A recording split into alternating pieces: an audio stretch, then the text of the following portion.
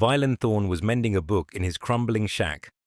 Not a grand tome of magic or history, but a simple farmer's almanac with a broken spine. The dampness that was the shack's permanent resident had warped the pages, and poverty, a mold that grew in the corners of his life, had eaten away at the cover. Rain dripped from the ceiling into a collection of mismatched pots and pans, a sad, rhythmic percussion to his quiet existence. He knew the rules of this town, of this life. They were etched into the gaunt faces of his neighbors and carved into the wood of the public stocks. Rule 1. Mind your own business. The world was hard, and carrying another's burden would only make you stumble. Rule 2. Pay your debts to Lord Peton. The ledger was a more fearsome god than any whispered about in the ancient groves, and Peton was its high priest. His tithes were measured in sweat and despair, and the third, most important rule, the one scrawled in fear on the back of every mind: orcs are monsters. They were the savage things from the wastes, the embodiment of violence and ruin. To see one was a curse. To help one was a death sentence. But when he went foraging in the sun-scorched dust sinks and found the orc female, buried to her neck in the shimmering sand with the life baking out of her, he broke the most important rule of all. He chose to see a person, not a monster, and that choice changed everything. It had been a day born of desperation. The last of the dried beans were gone. The heel of the bread had been eaten 2 days prior. Hunger was a familiar ache in Villain's belly, a dull throb that sharpened his senses. He'd taken his wicker basket and headed towards the sinks, a place most people avoided. The land there was treacherous, prone to sudden shifts, and the sun was a merciless hammer. But sometimes, after a rare rain, the stubborn, deep-rooted cinder root would send up a shoot. It was bitter, but it was food. He walked with his eyes to the ground, a familiar posture of defeat and hope. The air smelled of rain on hot dust, a clean, earthy scent that promised little. His boots, thin-soled and cracked, crunched on the gravelly terrain. He was about to turn back, the basket still painfully light, when he heard it, a sound so faint it was almost part of the wind, a low groan. He froze. Animals died in the sinks all the time, coyotes, sand lizards. But this sound was different. It was heavy, full of a pain that felt reasoned, not instinctual. Against every instinct for self-preservation, he followed it. He crept over a low sandy rise, his heart a frantic drum against his ribs. And then he saw her. The sight stole the air from his lungs. It was a head and a pair of massive shoulders. The skin was a dusty pale green, cracked by the sun. Thick black hair was matted with sand and sweat. A pair of short, thick tusks jutted from her lower lip, one of them chipped. Her eyes were closed, her face a mask of exhausted agony. She was an orc, and she was trapped, buried in what was clearly a deliberately constructed pitfall, a monster trap. Wieland's first thought was to run. This was the monster from the stories, the creature that razed villages and drank the blood of men. The town guards would give a bounty for an orc head. Lord Peton would probably forgive a month's debt, but his feet remained planted. He looked closer. He saw the flies buzzing around her face. He saw the way her lips were split and bleeding. He saw the slow, shuddering rise and fall of her powerful shoulders with each labored breath. He didn't see a monster. He saw a living thing dying in a hole, a cruel, dishonorable death. His fatal strength, the curse his mother had always said would be his undoing, took hold. His inability to ignore suffering. He couldn't just walk away. The rules of the town screamed at him, a chorus of fear and common sense. Mind your own business. Orcs are monsters. He swallowed, his throat dry. He looked around. The sinks were empty, a vast, shimmering expanse of heat and silence. No one would see. No one would know. He slid down the sandy bank, his worn boots sinking.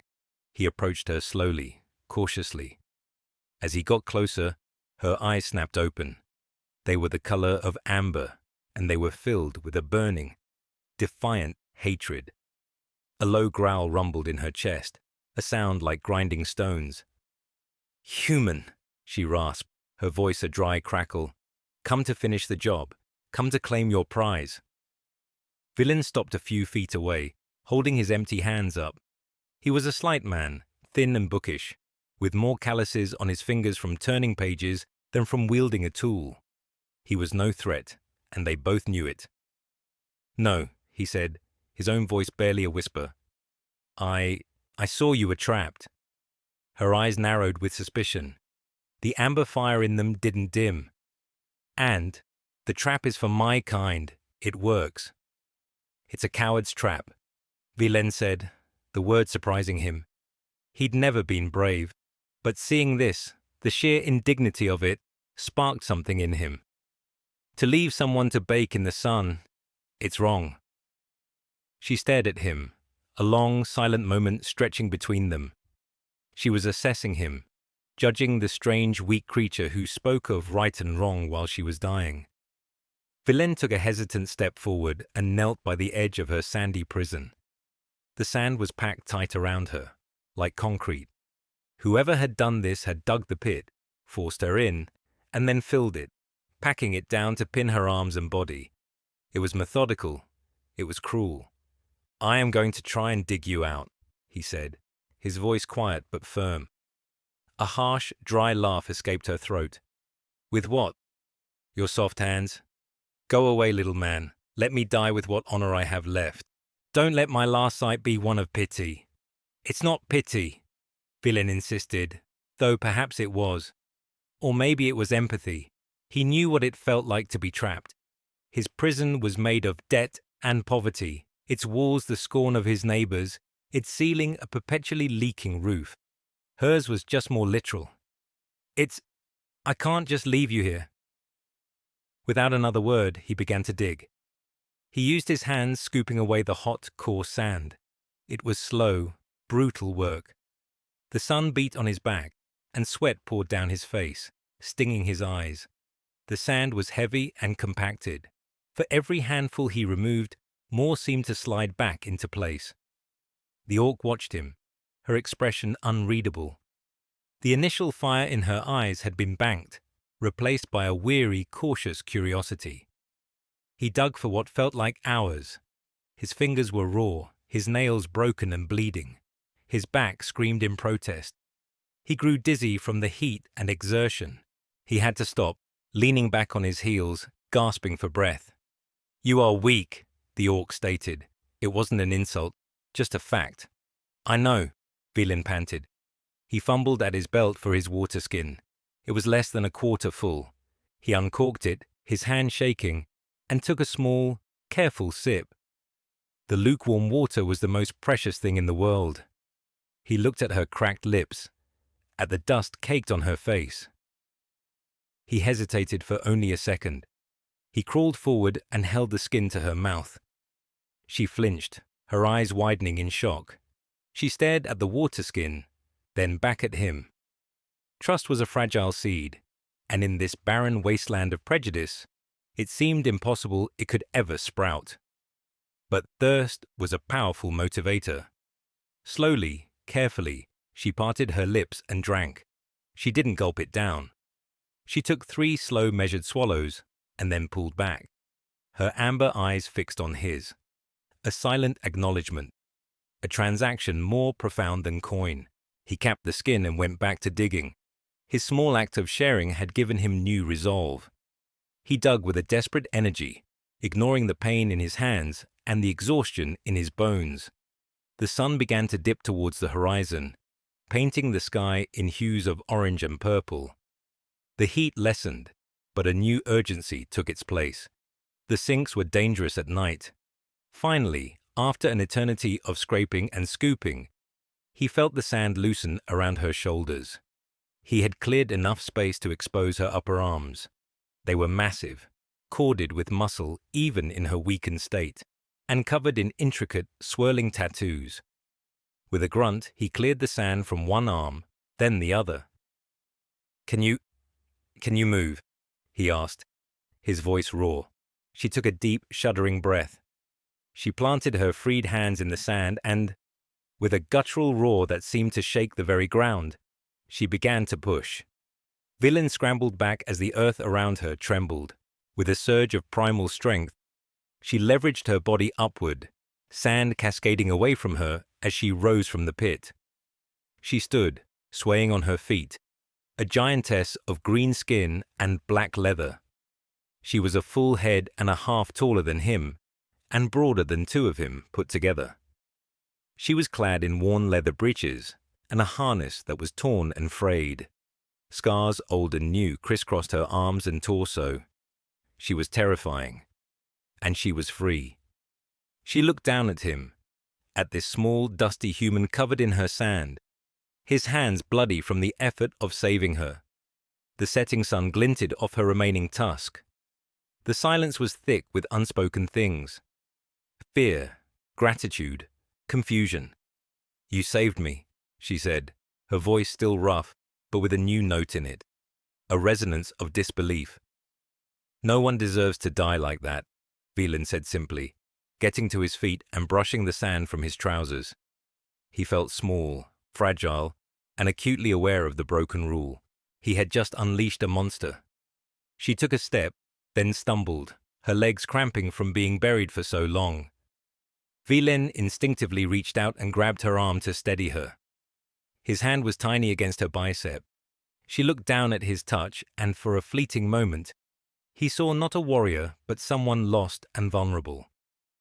"You are wounded," he observed, nodding towards a dark, ugly gash on her side, clotted with sand and dried blood, and weak from hunger. "I will manage," she said, pulling her arm away, her guard back up. "The town is that way," Velan said, pointing. "They'll kill you on sight. The wastes are that way." He pointed in the opposite direction. "You won't make it 2 leagues in your condition." He took a deep breath, the biggest gamble of his life sitting on his tongue. My home is nearby. It's not much, but there's a roof and a little food. You could rest until you regain your strength." She stared at him, her amber eyes searching his face, looking for the trick, the trap. Why would a human do this? Why would he risk everything for an orc, for a stranger? Why, she asked, the single word holding a universe of suspicion. Velan thought of his empty house, of the silence, of the ledger with his name in it. He thought of the contempt in Lord Peaton's eyes. He looked at this powerful warrior, brought low by a coward's trap, and saw a fellow outcast. "Because," he said, meeting her gaze without flinching, "I know what it feels like to be in a hole you can't get out of." He turned and started walking towards the dim light of his shack, a single flickering candle in a distant sea of darkness. He didn't look back to see if she was following. He just walked, his heart pounding a rhythm of terror and a strange, unfamiliar hope. After a dozen paces, he heard it, the heavy, uncertain tread of her boots crunching on the gravel behind him. She was following. He had broken the rule. And now the monster was coming home. If you believe that kindness matters more than species, go ahead and hit that like button. It helps us share more stories about unlikely heroes. Now, back to Velan's decision, because things were about to get dangerous. Bringing her into the shack was like trying to fit a mountain into a molehill. Velan had to hold the door wide open as she stooped to enter, her head nearly brushing the low, water-stained ceiling beams.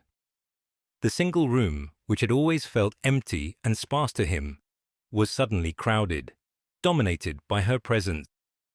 The air thickened, smelling of her sweat, the dust of the sinks, and the faint, metallic scent of her blood. She stood in the center of the room, her amber eyes taking everything in. The single cot in the corner, the small rickety table with 2 chairs, the cold hearth, the shelves of books that were Velan's only real treasure. She looked at the pots on the floor, catching the steady plink, plink, plink of the leaking roof. Her gaze was intense, analytical.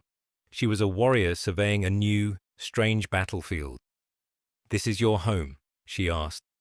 The judgment in her tone was unintentional, a simple observation of fact. Orcs lived in strongholds, in clan holds carved from rock or built from massive timbers. This place was barely a step up from a hovel. "It is," Villain said, a familiar flush of shame warming his cheeks. He gestured to one of the two chairs. "Please, sit." She moved to the chair with a warrior's economy of motion, but as she sat, the wood groaned in protest under her weight. She froze, half-seated, as if expecting it to shatter. It held. Barely. She eased the rest of her weight onto it, her posture stiff and wary. Velan turned to the hearth. He had a few pieces of scavenged wood, enough for a small fire.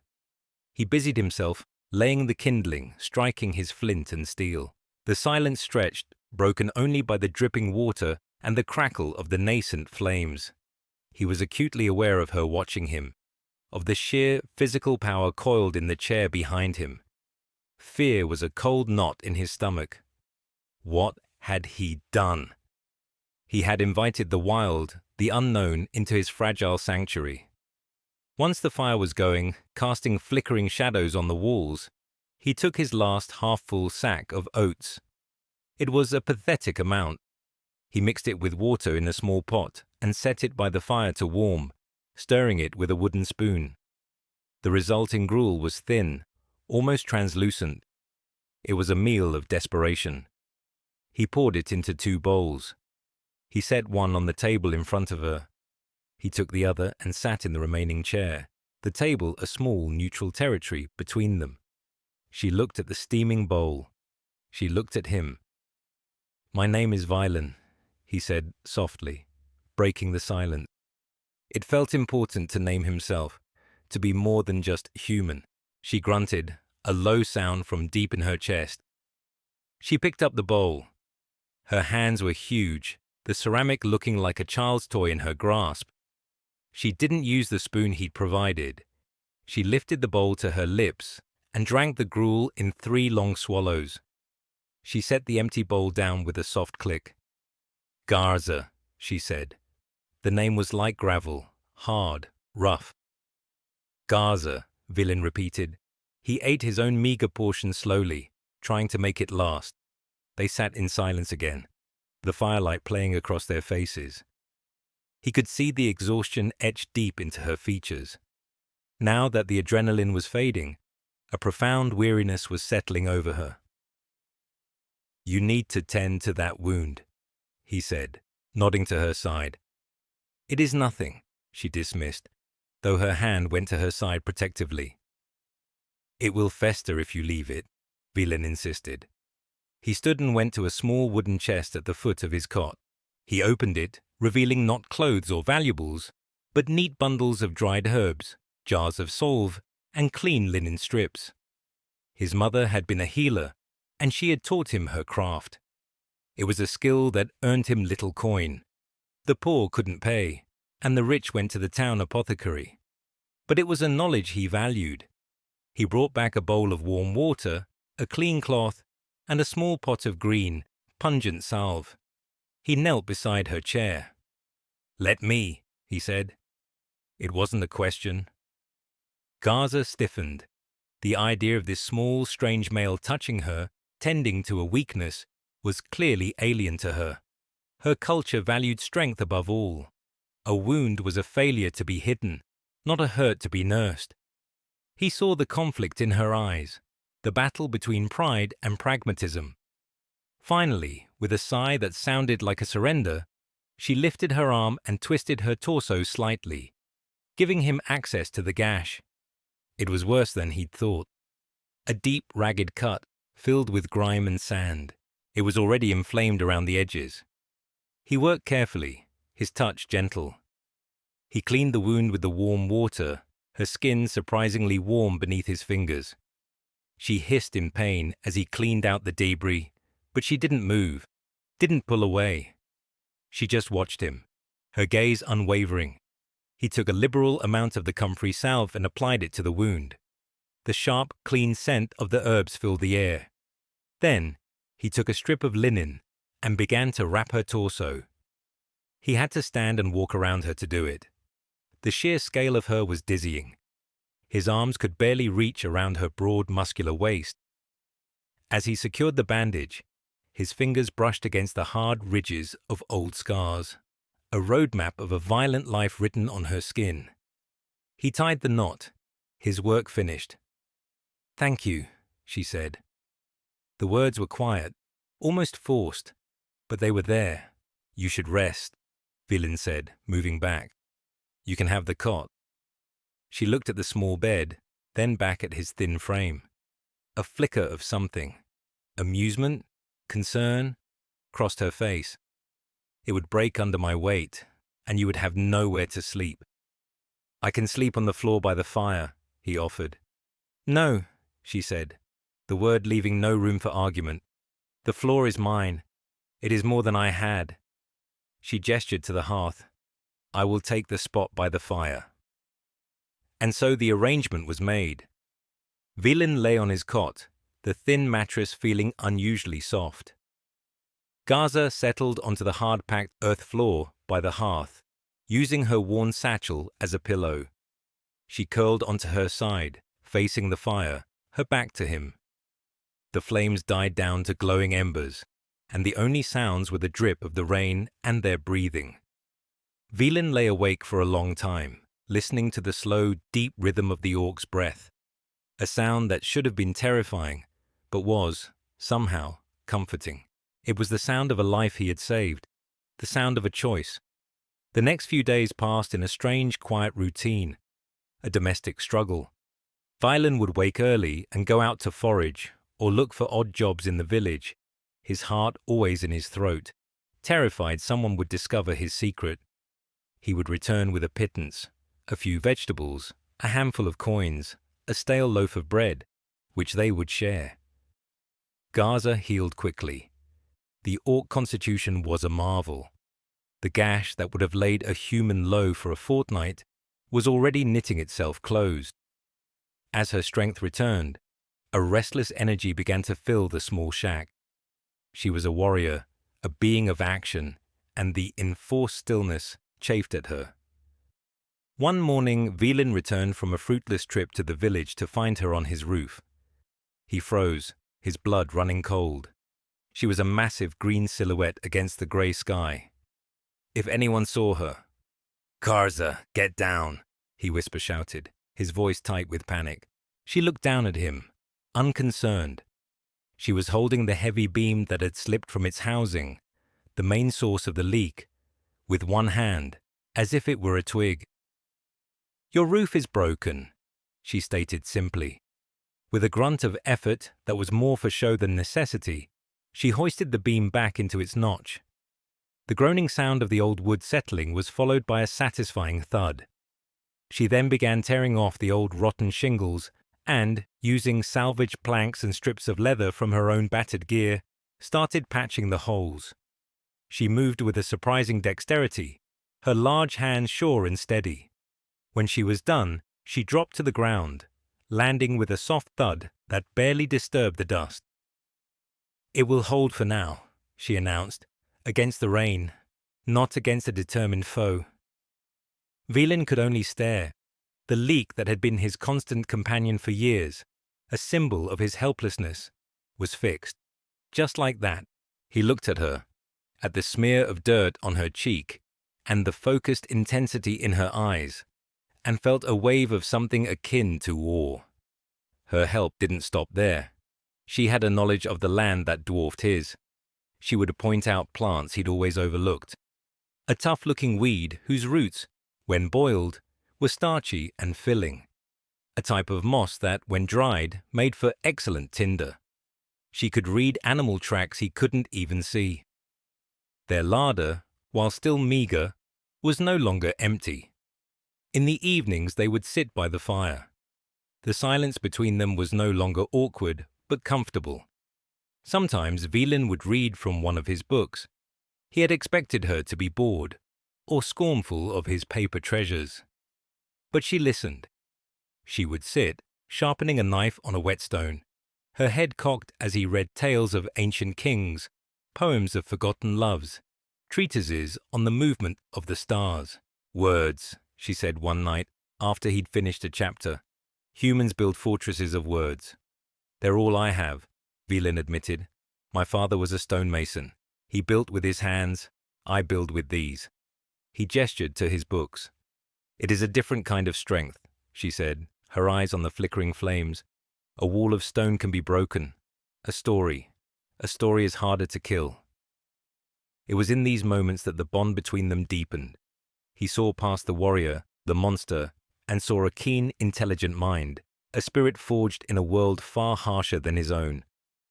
She saw past the weak, poor human and saw a core of iron will, a kindness that was a weapon more potent than any blade. They were becoming a unit, a clan of two, a family. But the outside world could not be kept at bay forever. The wall of prejudice was closing in. It started with whispers. Old Man Hemlock, who lived down the lane, swore he saw a giant shadow moving in Villain's window. Martha, the baker's wife, noted that Velin, who was always half-starved, seemed to be buying, or scrounging for, twice as much food. Suspicion, like the damp, began to seep into the foundations of their fragile peace. And then the inevitable happened. The sound of heavy boots on the path outside. A sharp, authoritative rap on the door. Velin's heart leaped into his throat. He looked at Gaza, his eyes wide with panic. She was instantly on her feet, her hand instinctively going to the hilt of a wicked-looking blade she had repaired. "Hide," Velin mouthed, his voice failing him. She shook her head, her expression grim. "I do not hide." "Please," he begged, his voice a frantic whisper. "For me." Her jaw tightened. The conflict was plain on her face. Her warrior's pride versus her loyalty to him. With a growl of frustration, she squeezed herself into the dark, narrow space behind a stack of firewood and Velin's spare cloak. She was barely concealed. A stray glance would reveal her. The knock came again, louder this time. "Velin Thorn, open this door in the name of Lord Peaton." Velin took a shaky breath and opened the door. Two of Peaton's thugs stood there, brutish men with cudgels at their belts and contempt in their eyes. Behind them, standing with an air of smug superiority, was Lord Peaton himself. He was a man whose body had gone soft, but whose eyes were hard as flint. He held a large, leather-bound ledger in the crook of his arm, his personal Bible and weapon. "Thorn," Peaton said, his voice oily. "A pleasure, as always." He didn't wait for an invitation, pushing past Velin and into the shack. His eyes swept the room, missing nothing. He noted the patched roof. He noted the second bowl on the table. His gaze lingered on the floor by the hearth, where the packed earth was scuffed and flattened in a shape far too large for Velin. "Making improvements, I see," Peaton said, a thin, cruel smile on his lips. "Business must be good, which is fortunate, because the ledger calls." He tapped the book with a manicured finger. "You are 3 months behind, Thorn. 3 months. I have been lenient. My generosity, however, has its limits." "I will have the money soon, my lord," Velin said, his voice weak. "It was the same lie he always told. So you always say." Peaton sighed dramatically. He ran a finger along one of Velin's bookshelves, leaving a smear in the dust. "Perhaps you could sell some of these, though who would buy such useless things? I can't imagine." His eyes narrowed, fixing on Velin. "The town is whispering, Thorn. They say you have a guest. A large guest." Velin's blood turned to ice. "I don't know what you mean." Peaton's smile widened. He took a step closer, lowering his voice to a conspiratorial hiss. "Don't play the fool with me. I know what you're hiding. Harboring a monster is a serious crime, a crime that voids any and all tenant protections, a crime that would see this shack forfeit, and your body thrown in a cage to rot." He let the threat hang in the air. From the corner of his eye, Velin saw a flicker of movement, Garza's hand tightening on her blade. If she revealed herself, they would both be doomed. "I am a patient man," Piton continued, turning away and walking towards the door. "But my patience is tied to my profit. You will pay me what you owe, all of it. The full 3 months, plus a penalty for my inconvenience. You have until the new moon. 3 days. 3 days." It was an impossible sum. He couldn't make that much in a year. It was a death sentence. "And Thorn," Peyton added, pausing at the door, "I suggest your guest is gone by then. It would be a shame if the town guard had to come and remove it. They are not as gentle as I am." He and his thugs left. Velin stood, trembling, in the center of the room. The weight of the impossible debt, the threat of exposure, the imminent violence, it all crashed down on him. The mold of poverty was about to consume him completely. Garza emerged from her hiding spot, her face a thundercloud of rage. "That man, he is a parasite who feeds on the weak. In my lands he would have been challenged and bled long ago." "This is not your land, Garza," Velin said, his voice hollow with despair. "Here, men like him rule. He owns this shack. He owns the land it's on. He owns me." He sank into a chair, his head in his hands. "He'll be back in 3 days. He'll bring the guards. They'll find you. They'll kill you. And they'll throw me in a debtor's prison." He expected her to leave. It was the logical thing to do. She owed him her life, yes, but that debt had been paid by fixing his roof, by helping him find food. Now he was a liability, a danger to her. He had been a fool to think this could ever work. She came and stood before him. She did not speak. She simply waited. After a long moment he looked up at her, his eyes filled with a bleak resignation. "You should go," he said, the words tasting like ash. "Tonight, while you can." Garza looked down at him. Her expression was unreadable. Then she did something that shocked him more than anything that had happened yet. She reached out one of her huge, scarred hands and placed it on his shoulder. Her touch was surprisingly gentle. "No," she said, her voice a low rumble. "You did not leave me in the sand. I will not leave you to the wolves." Velin stared at her, his throat tight with emotion. This was it, the moment of truth. He had stood by her, and now she was standing by him. They were in this together, trapped together. He reached into his pocket and his fingers closed around the one thing of value he owned, a small, worthless object with a universe of meaning. He pulled out the rusty key. He held it in his palm. It was pitted and old, the teeth worn smooth. "This was my mother's," he said, his voice thick. "It was the key to our home, a small farm with good land. But we fell into debt with Piton's father.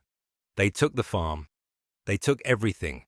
This is all I have left of it, a key to a door that isn't mine anymore, a symbol of a hope I can barely remember." Garza looked at the key, then back at his face. She understood. It wasn't about the metal. It was about the promise. The memory of a life before the debt, before the despair. In her world, they had clan tokens, honor blades, objects that held the soul of their family. She recognized the power of this small, broken thing.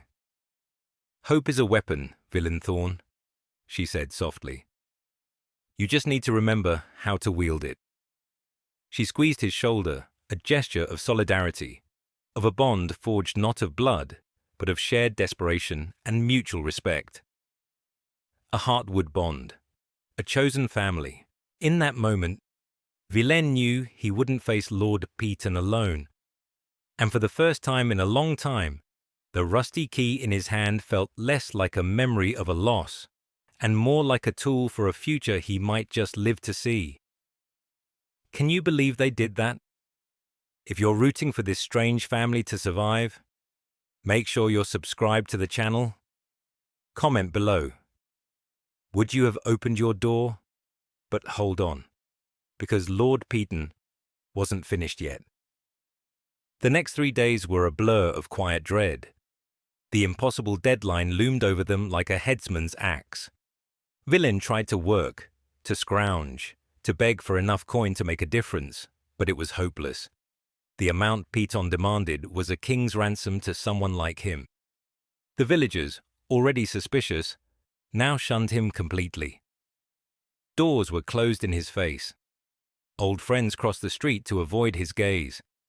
The poison Péton had spread was working. Villain was an outcast in his own home. Garza watched it all, her silence a heavy, brooding thing. She sharpened her weapons. She paced the small confines of the shack like a caged predator. Her warrior's instinct was to meet the threat with force, to cut the problem out at its source. But she understood this was a different kind of battlefield. The weapons here were whispers, ledgers, and fear. Her blade was useless against a debt. "This is no way to live," she said on the evening of the second day, her voice tight with frustration. "This fear, this constant looking over your shoulder, it is a poison." "It's the only life I've ever known," Villain replied, staring into the low fire. "Poverty is a cage, debt is the lock. Péton holds the key." "Every lock can be broken," Garza countered, her hand resting on the pommel of her knife. "Not this one," Villain sighed. "Not with violence. That would only prove him right. That would make you the monster they all think you are." "Then how?" she demanded. "How do you fight a man who holds all the paper, all the laws in his hand?" Villain didn't have an answer. Despair was a thick, suffocating blanket.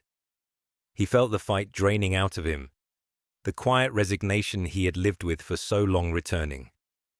What was the point? Péton would win. He always won.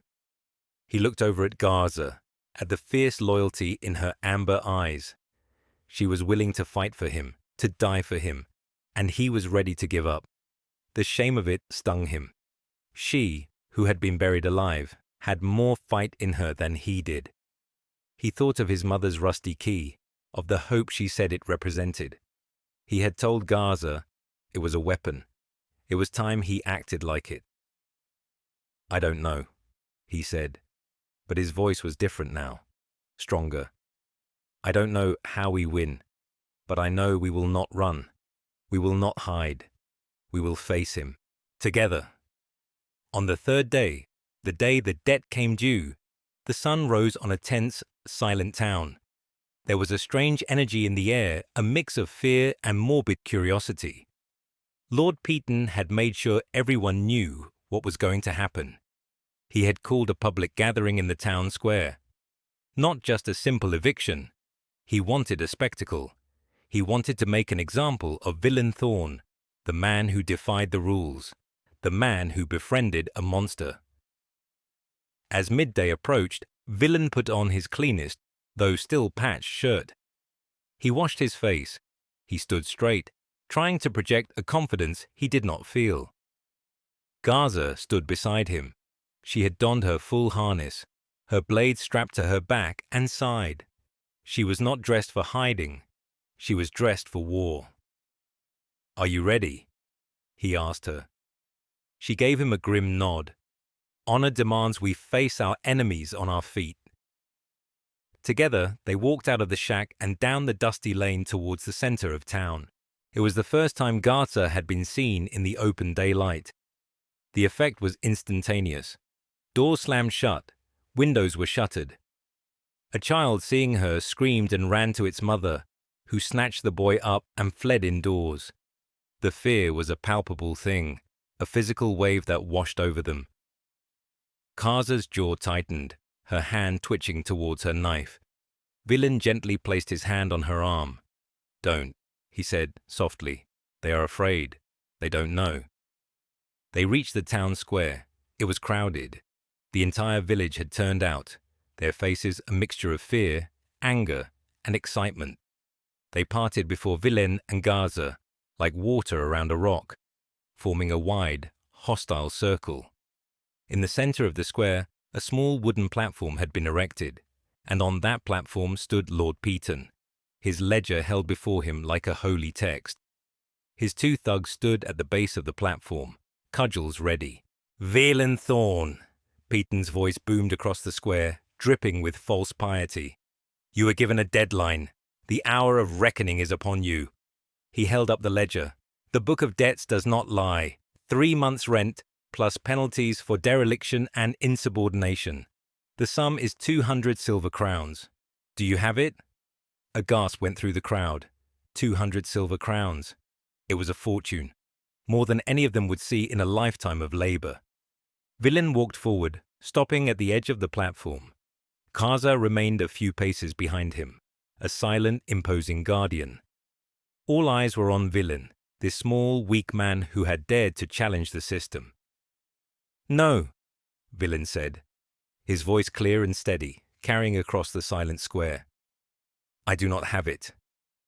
A murmur went through the crowd. Peyton's smile was triumphant. "Then, as is my right, your tenancy is terminated, your property is forfeit, and you," he pointed a finger at Vilain, "will be handed over to the magistrate for imprisonment, as is the fate of all who break contract." He then turned his attention to Garza, his voice filled with venom. "And as for this creature, this monster you have harbored in our midst, it will be put down, as is fitting for a beast that threatens the safety of good, hard-working folk." The crowd roared its approval, their fear stoked into a righteous flame. "Kill the beast!" someone shouted. "String them both up!" another cried. This was the moment, the crisis, the weak human standing up for the strong orc. Villain took a deep breath, the air tasting of dust and hatred. He did not shout. He did not plead. He spoke, his voice quiet but filled with an unshakable conviction. "She is not a monster," he said. The crowd quieted, straining to hear. "Her name is Garza, and she is more honorable than any man in this square." Peyton laughed, a high mocking sound. "Honorable? An orc? Thorn, your mind has clearly snapped. It is a killer, a savage." "Is it savage to be left to die in a hole in the ground?" Villain's voice rose, gaining strength. "Is it savage to be trapped and left to bake in the sun? Because that is how I found her. In a coward's trap, set in the dust sinks." A few people in the crowd shifted uncomfortably. They knew of the traps. Some of them had even helped set them. They had always told themselves it was for protection. But Villain's words painted a different, uglier picture. "And when I brought her to my home," Villain continued, his gaze sweeping over his neighbors, "a home that many of you have mocked, a home with a roof that leaked so badly I had to sleep with pots on my floor. She fixed it. She, the monster, fixed my roof. She, the savage, taught me where to find food when my belly was empty. She has shown me more kindness and loyalty than I have ever known from the man who claims to own this town." He pointed a trembling finger at Peyton. "This is not about a debt. This is about control. He keeps us poor. He keeps us afraid. He tells us to fear outsiders, to fear each other, so that we never look up and see who our real enemy is. The real monster is the one who keeps his boot on our necks while telling us he is our protector. The real monster is the one who profits from our suffering and calls it a business." Silence. A stunned, profound silence. No one had ever spoken to Lord Peyton like that. Villain's words, the simple, unvarnished truth, had struck a chord. He had given voice to the resentment and despair that had festered in the village for years. Peyton's face was purple with rage. "Lies! Slander! He is a traitor, siding with a beast against his own kind. Seize him!" He shrieked at his thugs. But before the thugs could move, Garza stepped forward. She drew not her sword, but something else from a pouch at her belt. It was a piece of wood, the anchor stake from the trap that had held her. "This man speaks the truth," she said, her voice a low thunder that commanded attention. The crowd flinched at the sound of her voice, but they listened. "I was caught in a trap, a hunter's trap, but not for animals." She held up the stake for all to see. Burned into the wood was a small, intricate symbol. a skull with a serpent coiled through its eyes. "This is the mark of the Crimson Chain," she declared, "a slaving guild that operates in the northern wastes. They trade in orc lives. They work with local collaborators, greedy men who help them set their traps in exchange for a share of the profits." Her amber eyes, sharp and piercing, scanned the crowd, then settled on Lord Peaton. His face had gone deathly pale. "The knot used on the snare that held me," Gaza continued, her voice cold as iron. "It is a specific type, a double loop cinch. It is their signature. I saw that same knot this morning." "Where?" Villain asked, his heart pounding.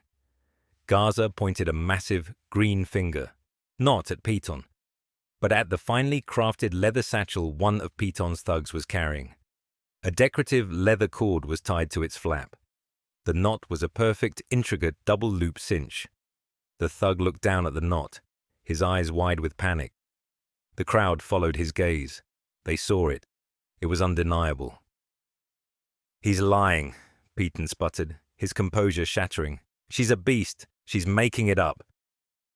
But the seed of doubt had been planted, and it was growing fast. Gaza wasn't finished. This was her battlefield now.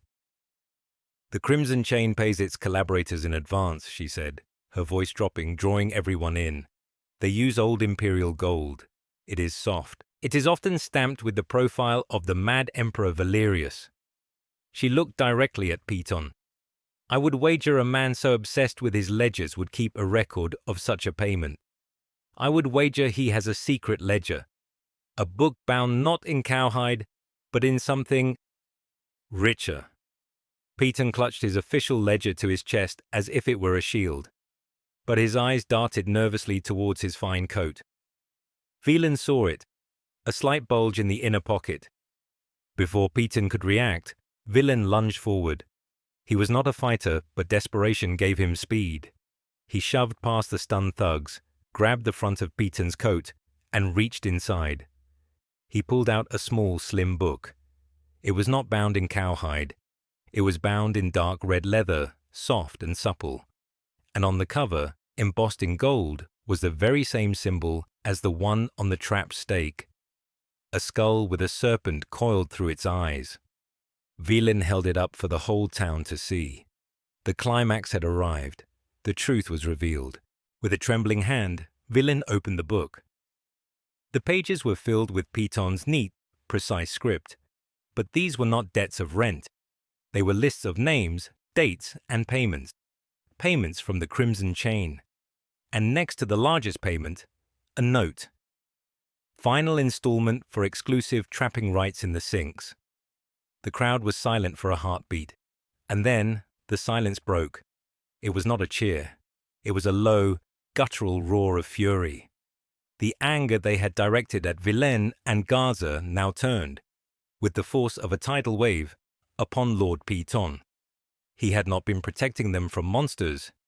He had been inviting them in, selling the safety of the town for a handful of bloody gold. He had been the one making their lands dangerous, all to feed his own greed. Peaton shrieked in terror as the crowd surged forward. The wall of prejudice had crumbled, and in its place stood a raw, unified anger. His thugs, seeing the tide turn, dropped their cudgels and fled. Peaton was left alone, a weak, soft man facing the righteous fury of the people he had oppressed for so long. The debt was paid, not in silver, but in truth. The weak human had stood for the strong orc, and the orc, with her hidden knowledge, had saved them all. In the chaos, Villain found Gaza's eyes. He held up the slaver's ledger. She nodded, a fierce, proud light in her amber eyes. They had won. And so, the reign of Lord Peaton ended. Not with a battle, but with the opening of a book. The crowd did not tear him limb from limb.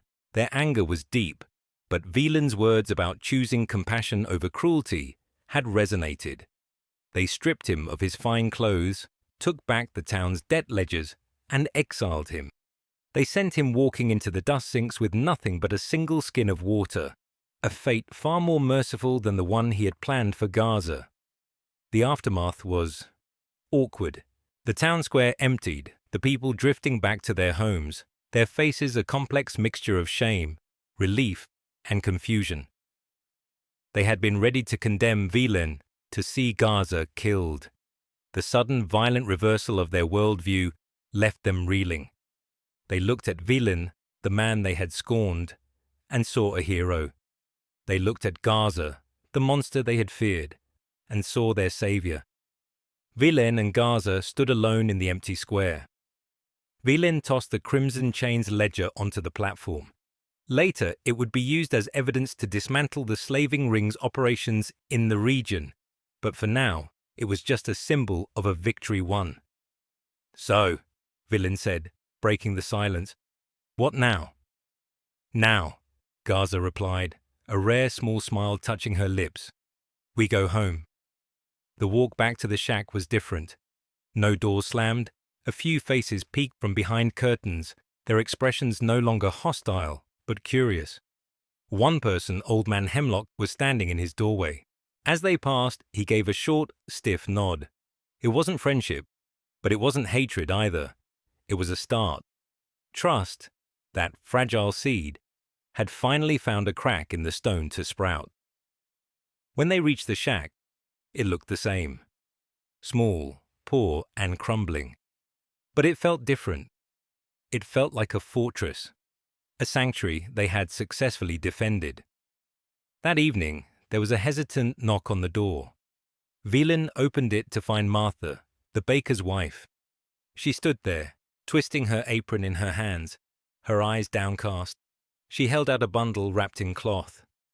I heard your larder was empty," she mumbled. "This was extra." She thrust the bundle at him and scurried away before he could say anything. Inside was a large, fresh loaf of bread, still warm from the oven. They sat at the table, breaking the bread together. It was the best thing Vilain had ever tasted. They ate in a comfortable silence, the events of the day settling around them. The debt was gone.